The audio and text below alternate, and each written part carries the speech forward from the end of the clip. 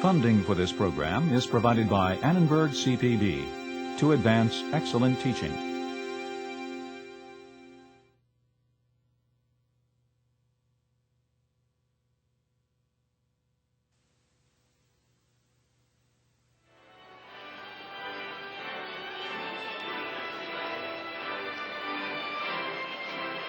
High school graduation is a big moment in everybody's life, but especially for these young people. 3 years ago, they were on a downward spiral of frustration and failure, heading toward dropping out. But here they are.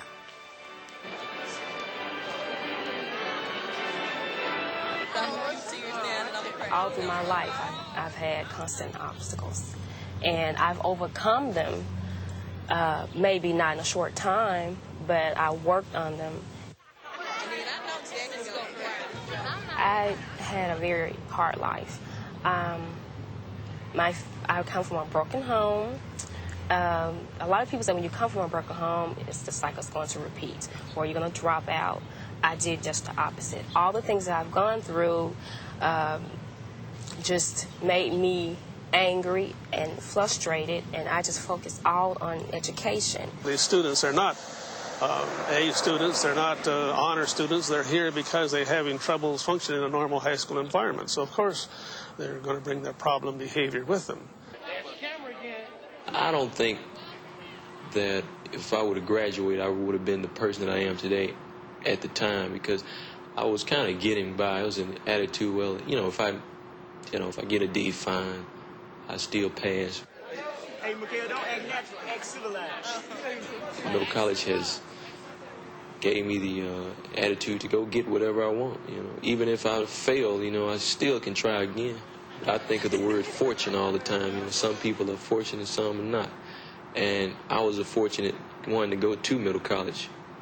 I don't know what would have really happened if I hadn't went to middle college. One of our deans told us he was tired of us complaining to him about it, that we have nothing to do with it. It was determined in Nashville that we would have this operation on our campus. And it's quite obviously not an experiment. It wasn't easy. I'm not going to say it's hard, because most teenagers, they have it harder than I am. I have someone to keep my child a majority of the time, and some of them don't. Some of them, that's why they drop out.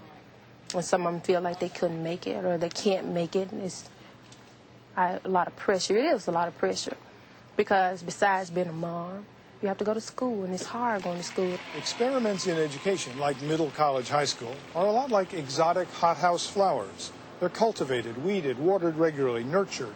Of course, they grow and blossom successfully. But the question we have to ask is, could these hothouse flowers survive out there in the real world? Ask the same questions about an educational experiment.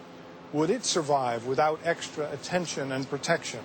And will a school system transplant, copy a successful experiment into the system, or will it fight to maintain the status quo? As it happens, growing flowers turns out to be a lot easier than changing a school system. I'm John Merrow. Welcome to Learning Matters. The production and broadcast of Learning Matters have been made possible by the Lilly Endowment, Incorporated of Indianapolis, Indiana. Additional funding for this edition of Learning Matters has been provided by the Ford Foundation.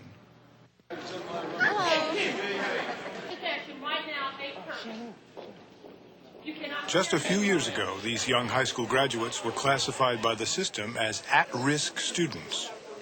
What turned their lives around? Many factors, including family, church, and personal determination.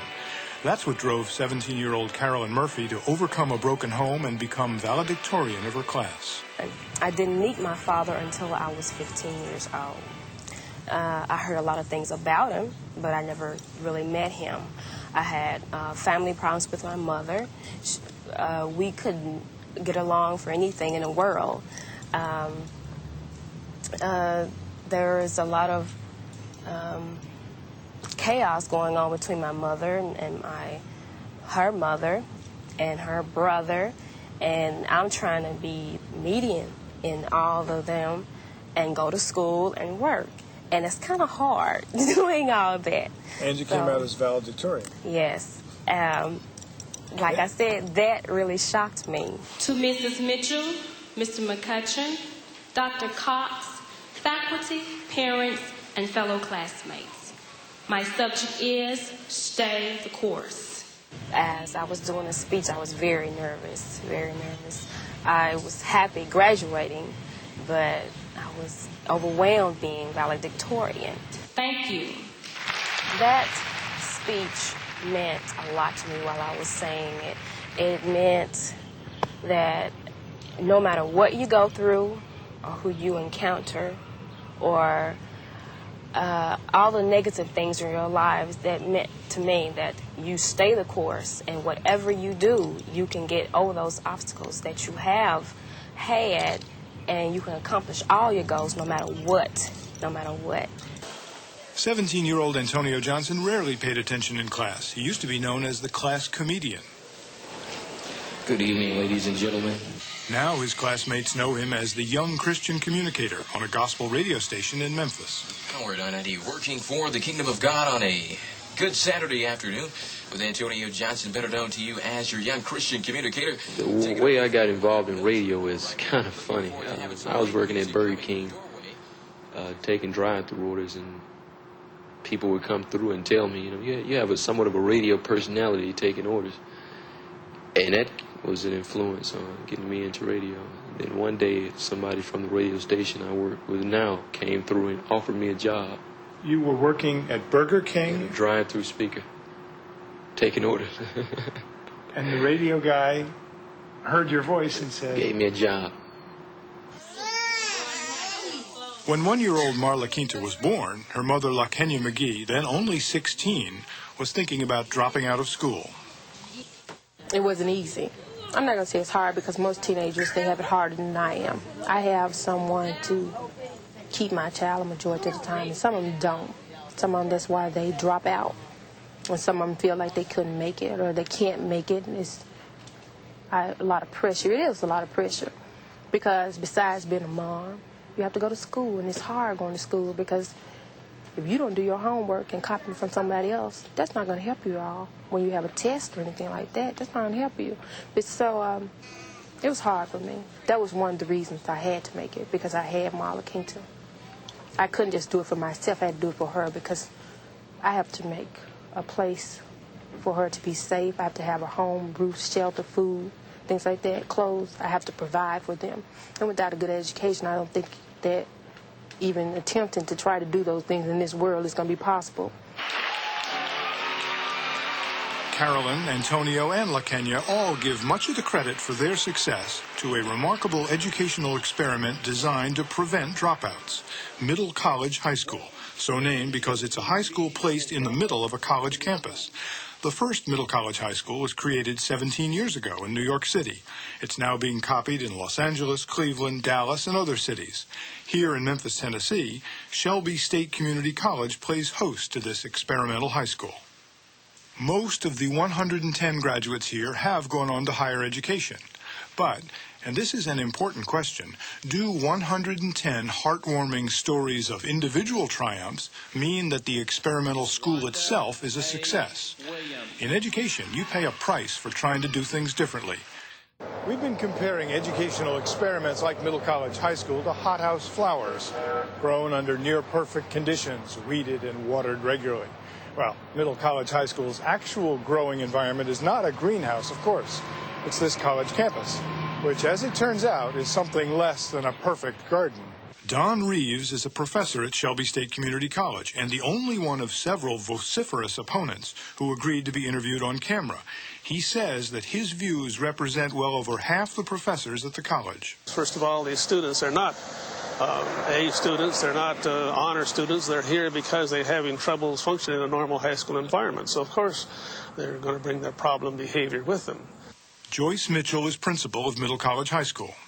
One of the complaints we have from the college is that our students made noise in the hall. You go to any high school in this city, during that 5-minute or 10 minutes when they're passing classes, that's when they socialize and talk to their friends and everything, but colleges don't do that, and I think it's because you don't have all of the socialization that takes place in a high school that you do on a college. The majority of the staff at Shelby State, they liked us. They knew that it was some of us that did want to get somewhere, but they also knew that there were a lot of people that played and made a lot of noise and everything. And then there were some people at Shelby State, faculty-wise, they didn't like Middle College. Did not. Did not. In fact, in a recent survey of 60% of the college faculty, 80% of the responses were negative. Comments like, "It's an abomination. Only politicians like the concept. Nothing but a disruptive influence at Shelby State. The bad kids get all the awards and praise. Our college students get the leftovers." This Middle College project was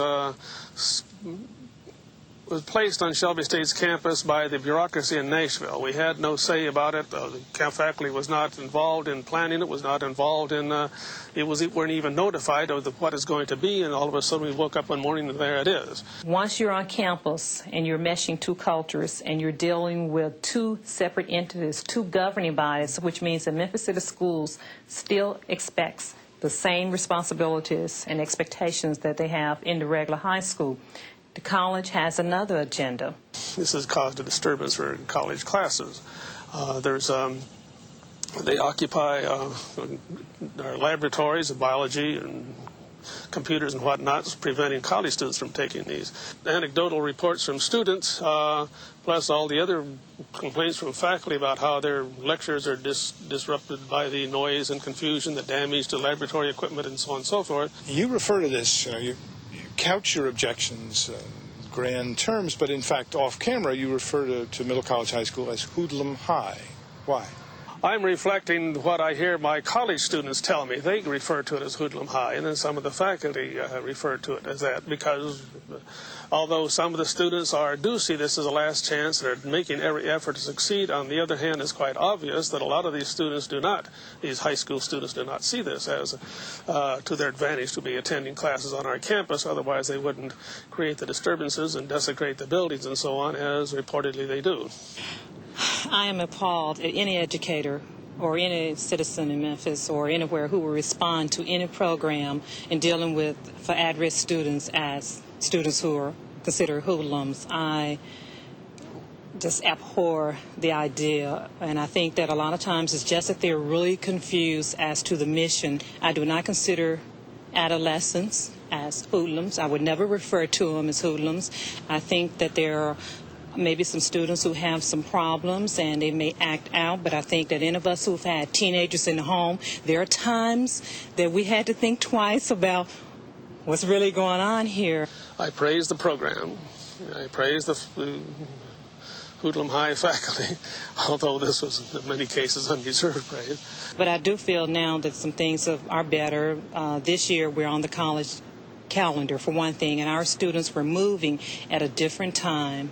I think that the concern about noise is something that at one point in my life I thought we could eradicate. I mean, I spent hours at night, sleepless nights, thinking, how can I win over faculty? What are some of the things? Can we bring them together and let's talk about the issues? Because I believed in the concept so much. Go all the way through. High school principal Joyce Mitchell wants to believe that the college opposition has finally come around. Her tangible evidence? She now sits on the president's council at the college, the inner circle where the key decisions are made. Middle College is extremely a vital part of Shelby State, and we include the principal as part of the president's council and staff in making these kinds of decisions, because we want to make sure that Middle College is not only looked out for, but has whatever vital resources that it might need in this arrangement. I'm told is required by code. So the culture on the college side is different, so being able to sit on the president's council gives you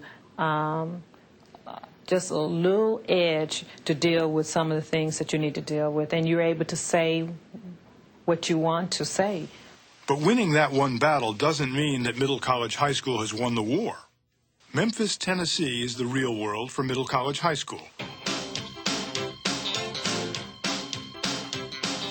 It's the real-world realities of politics, pollution, progress, good and evil, mixed motives. It's tough to survive in the real world. Experiments are different. They exist on the periphery, out there in the greenhouse, not in the real world. Now, when a school system has a budget crisis, as Memphis did recently, when the school board meets to decide what to cut, What do you suppose goes on the chopping block first?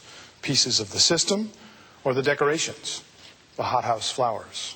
Middle College High School Principal Joyce Mitchell says the school will close on Friday, the end of the fiscal year. Last year, we were really, you talk about on the edge of being totally cut out the budget. We really had to take a hard look, and we had to ask some questions, and that, why are we doing this? Are we going to survive? It also really hurt the morale of the teachers, the students, etc. When I first heard that Middle College was closed, I didn't believe it. And when I really found out, when I looked at the newspaper, it really just made me kind of mad to close down a school that has really helped me, and I know it's helping a lot of other people. Well, it was kind of hard at first because it hit us kind of hard because we thought we were doing exceptionally well. Counselors and teachers don't understand why their program was cut since it's gotten national attention for its success. It was kind of hard to hear them say that they were going to close it down, and I only had one more year to go to attend, and I was planning on graduating from here. And I knew we wouldn't go down without a fight. They came with signs, waving arms, and speeches. Hundreds of students, teachers, and parents who have benefited from the Middle College High School located at Shelby State. It was something. We made our strike signs and all that good stuff, pickets. We did everything. Teacher Nancy Fauche's son Charles graduated from the school, which offers personalized attention and smaller classes to at-risk students who are potential dropouts. Children. These are they who were overlooked by our system. Board President Dr. J.C. Williams and respected members of the Board of Education. My name is Nancy Fauche. I speak to you today as both a teacher and a parent. Here on behalf of the students and the parents and the other teachers of Middle College High School to ask our elected board to rescind the decision to close our school and to search for the funds to keep Middle College the option of the disenfranchised children of our city. I've also heard a lot of descriptions about what our schools should be like. In my opinion, Shelby State Middle College fits those descriptions. It's the best. It's the jewel of the Memphis City school system, in my opinion. I have with me tonight my daughter, April. April was a D and an F student until she went to Shelby State Middle College. She's in National Honor Society now, and I'm very proud of that. This is my future. This is my second chance. This is everybody's second chance. Don't take our lives away. Don't take our dreams and our hopes. This is all we've got left. This is it. We want our school back. The testimony of the students, their parents, and teachers paid off. The experiment was taking root, becoming part of the system. In the most recent budget, Middle College High School is no longer listed as an experimental program. It's a regular high school. That makes it a lot harder to cut. Ms. Mitchell, Dr. Cox, on the behalf of the 1991 graduating class, we would like for you to accept this sign. The sign reads, Middle College High School, established 1987, from the class of 1991.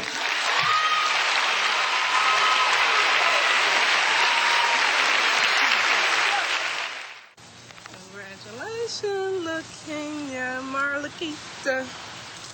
By graduation, you could not have met anyone more exuberant than LaKenya, who had found all the pieces of the puzzle were together. But this from the heart. I love you. Thank God you made it. Thank you. LaKenya Cherie McGee. She worked out the situation with daycare. She got a good job. She's going into nursing, and things just started happening for her. But there were quite a roller coaster ride in her life.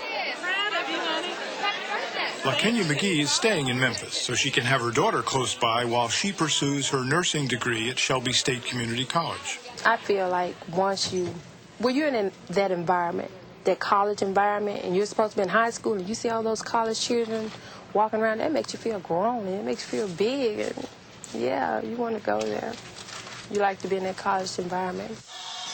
In a situation like Antonio, what I've always said to him is that you must succeed, Antonio. You cannot afford not to succeed because the price is too high. Antonio Lindell Johnson.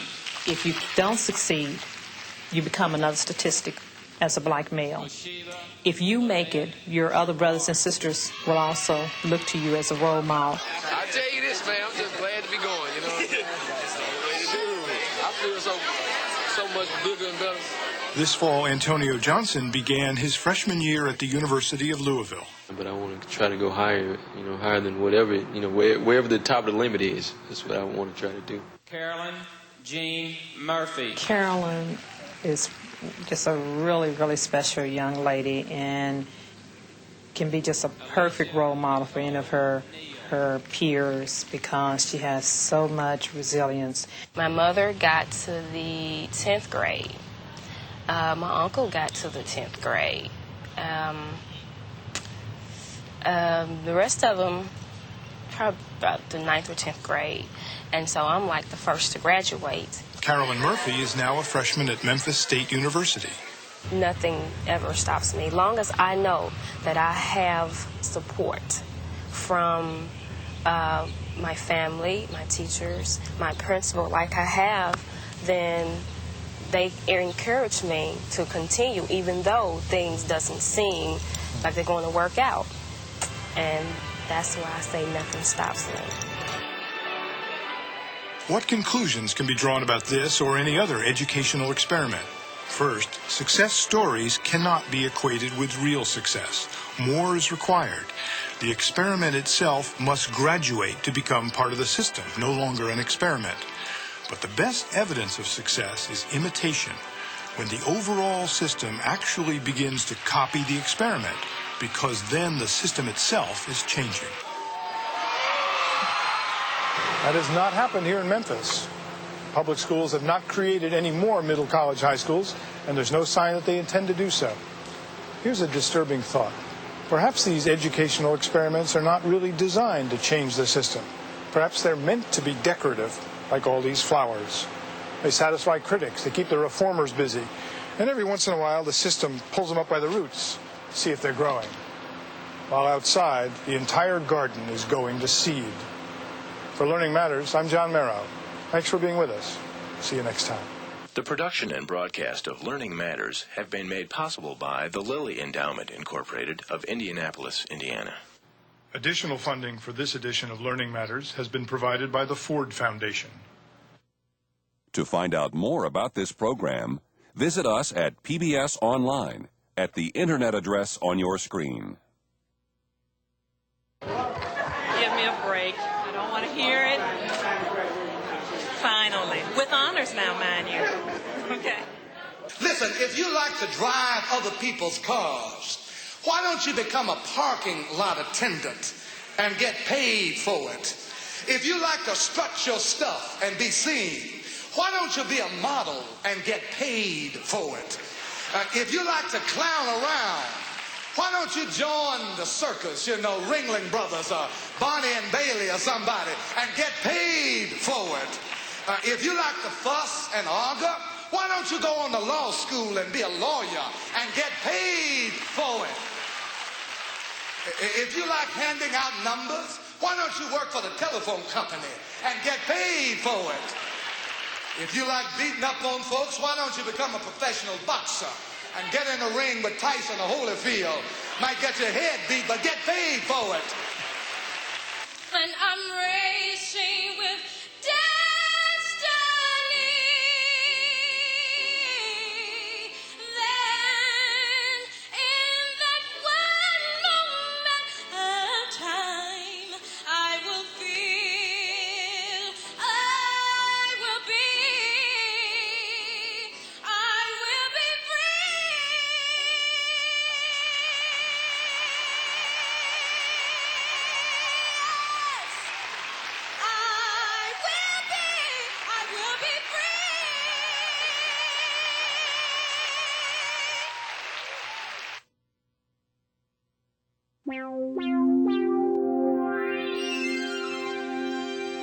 Funding for this program is provided by Annenberg CPB to advance excellent teaching.